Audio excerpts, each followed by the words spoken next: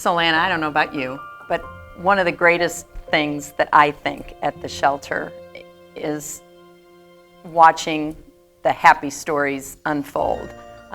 Maybe start out not so happy, and before you know it, we've got a dog that doesn't look like a dog, looking like a dog, and finding a home, a forever home, being treated so much better than where it came from, or whatever story it had.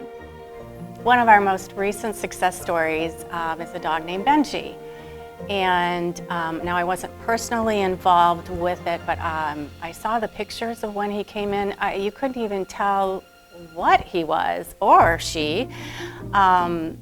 Just a fur ball, mass on his head, horrible leg injuries. Benji came to us as a stray running at large that one of my officers responded to, and immediately brought him in and had him looked at by our clinic staff to be evaluated. I decided to foster Benji because, like many of the staff members here, sometimes we just bring them home to foster. We recognize that they need a little bit more love, a little more time, and in Benji's case, a lap to lay on every single night. I had seen Benji and thought, oh my goodness, he is so cute, so I decided to bring him home as my first foster. Benji came into us stray, and he was pretty much a matted mess. We had to anesthetize him to even get a decent physical exam because he was in such bad shape. As we shaved him, we noticed a really large mass on his head that covered his eyes, as well as Christina, my assistant, my clinic manager, was shaving his leg. It was so badly broken and infected that we were afraid even the shaving it was going to rip it off. So we had to take him to surgery right away. And that's where our clinic came in.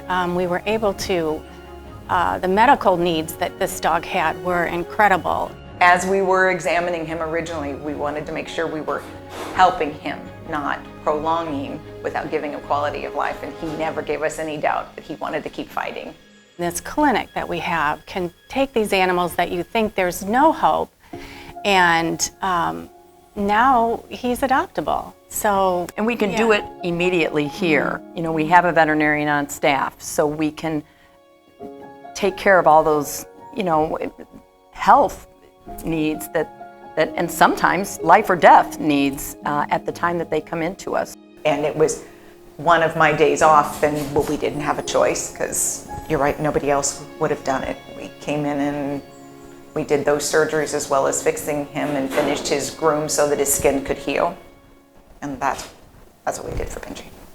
At home, Benji was such a little love bug. It took him a couple of days to get up and running, but then when he was going, he was going. When he wanted to run, he would run, but then most of the time he really just wanted to sit on your lap.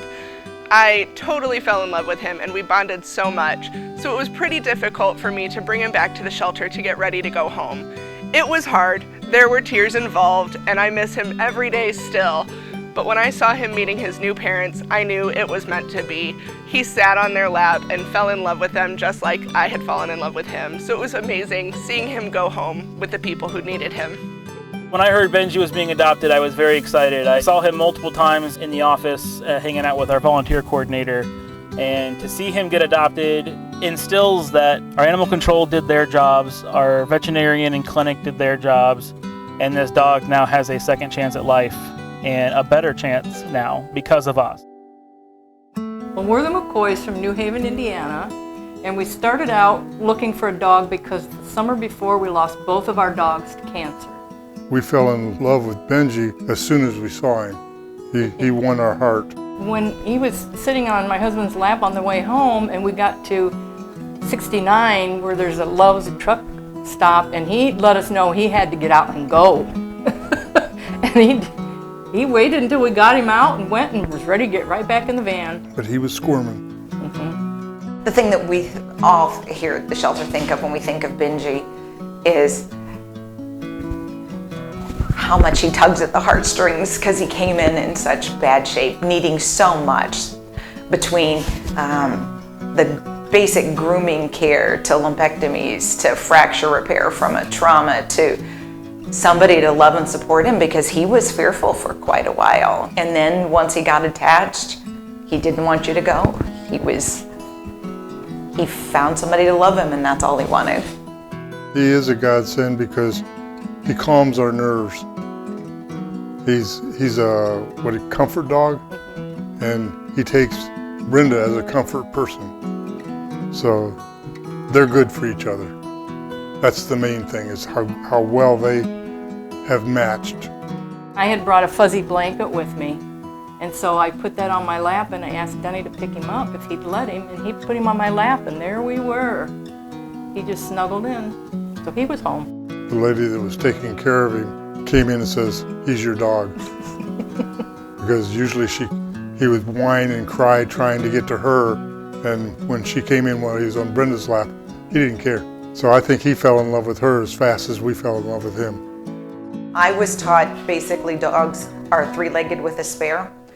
The reason you're taught that is so that you know that if they're not standing on three legs, you keep looking for another injury. But it also lets you know that they do just fine on three legs. They have good quality of life. When you take him for a walk, what happens? Do we? We can't walk very well ourselves. None of us can walk very well. So when we take him for a walk, we're all the same speed. He's dragging us, but we're still all the same speed. He was definitely a very memorable case. He filled the hole left by our dogs that died. He is the best dog we've ever had.